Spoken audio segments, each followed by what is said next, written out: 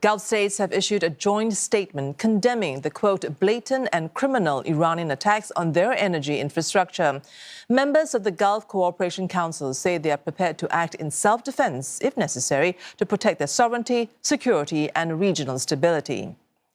The statement marks a shift in tone from the bloc, which until now have largely called for de-escalation while maintaining a more neutral stance. They also stress that attacks launched from Iraqi territory by armed factions and proxies loyal to Iran are of particular concern, calling them a breach of international law.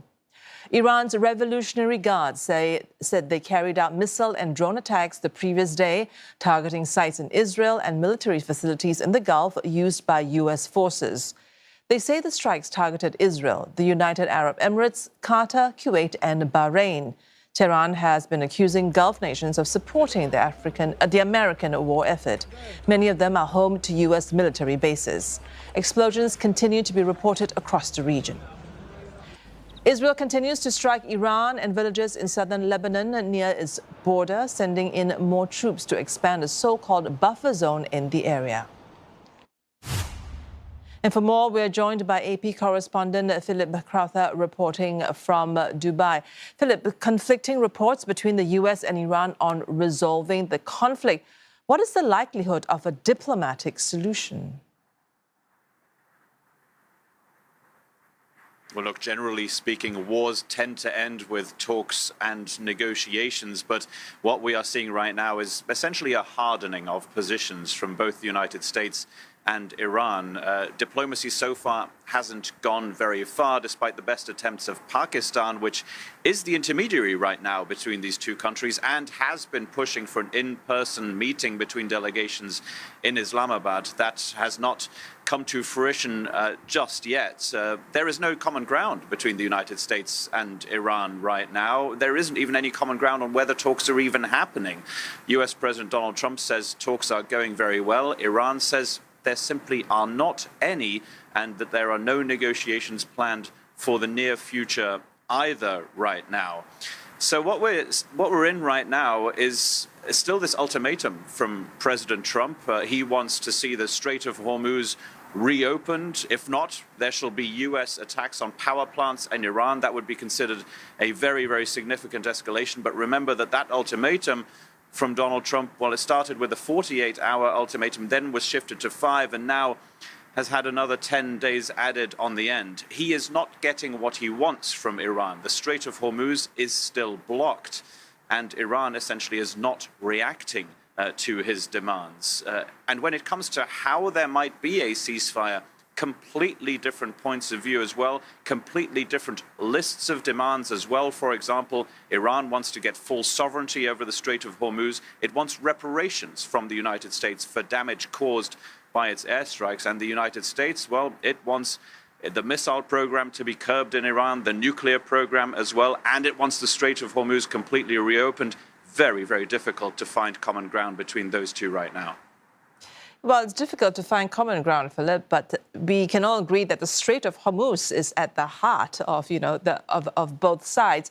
Now, Iran is reportedly drafting a law to impose tolls for transiting the Strait of Hormuz. It's not completely closed, but it holds all the cards, doesn't it? Tell us more about this plan.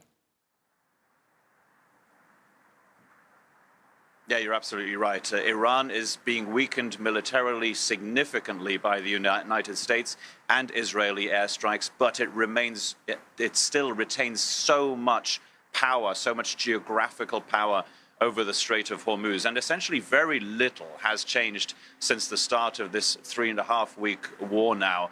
Iran maintains its threats to attack any ships that attempt a passage through the Strait of Hormuz.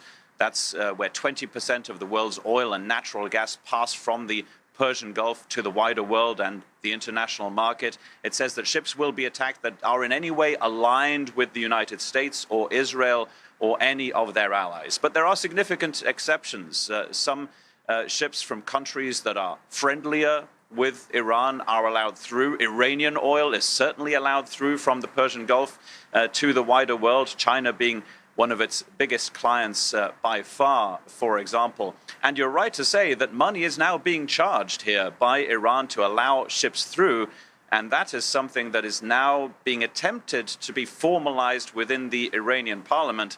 And it's pretty expensive, I can tell you, for any ship to pass through the Strait of Hormuz right now. Now, something has changed. We're talking about the tone of the Gulf states, right? They have now reaffirmed their right to self-defense in reaction to Iran's continued attacks on their infrastructure. What does this change of tone signal about the risk escalation?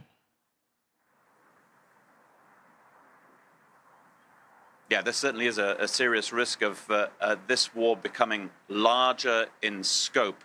It already encompasses quite a lot of countries, but it's really always worth remembering that the Gulf countries, including the UAE, where I am here, which has been bearing the brunt of the Iranian retaliatory strikes on Gulf countries, they all so far retain what they would describe as a defensive posture. What that means is they shoot Iranian ballistic missiles and drones out of the sky. A very large percentage of these drones, and they still are sent in this general direction every single day, they do not reach their targets. There are, of course, exceptions, and we're very aware of those. But there is almost a worst-case scenario that these Gulf countries are looking at, a possible entry of theirs into this war. There are those threats from President Trump, of course, to attack power plants in Iran. And as a response, Iran has already said that it would attack energy infrastructure in Gulf countries, the likes of Saudi Arabia, but also Qatar, Kuwait, Bahrain, and here in the UAE. And that would be considered a very, very serious escalation. And that is when Gulf countries might change their position and go from a defensive attitude to an offensive one. And what that means is they would potentially, or at least one of them, Saudi Arabia, maybe the most likely, maybe the UAE as well, they could potentially attack Iran in conjunction with Israel and the United States. And there you would have that very significant escalation. All right, Philip, thanks for the analysis. That was AP correspondent Philip Crowther reporting live from Dubai.